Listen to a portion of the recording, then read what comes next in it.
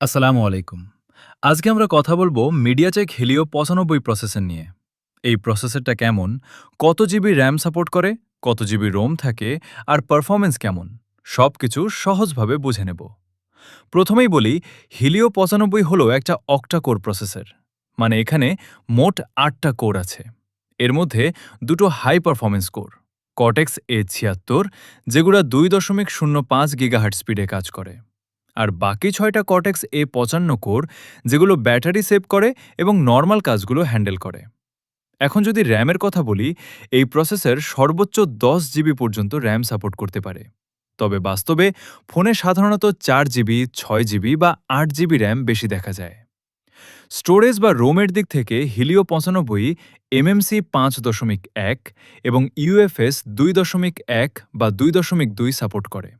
তাই ফোনে সাধারণত ৬৪ জিবি বা ১২৮ জিবি স্টোরেজ দেওয়া থাকে। গ্রাফিক্সের জন্য এখানে মালি জি ৬৭ জিপিইউ ব্যবহার করা হয়েছে, যেটা প্রায় ৯০০ মেগাহার্টজ পর্যন্ত কাজ করে।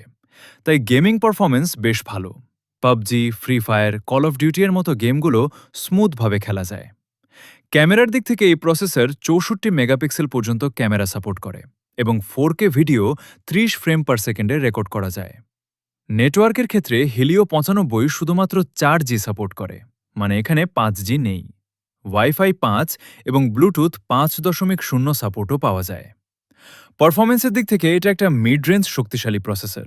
দৈনন্দিন কাজ, গেমিং, ভিডিও এডিট সবকিছুই ভালোভাবে হ্যান্ডেল করতে পারে।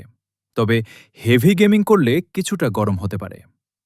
সবশেষে বললে, হিলিও ৯৫ হলো এমন একটা প্রসেসর যেটা মিড রেঞ্জ ফোনে ভালো পারফরম্যান্স, ভালো গেমিং আর ভালো ক্যামেরা একসাথে দেয়। তাই এটা এখনও অনেক ইউজারের জন্য একটা ভালো চয়েস। ধন্যবাদ।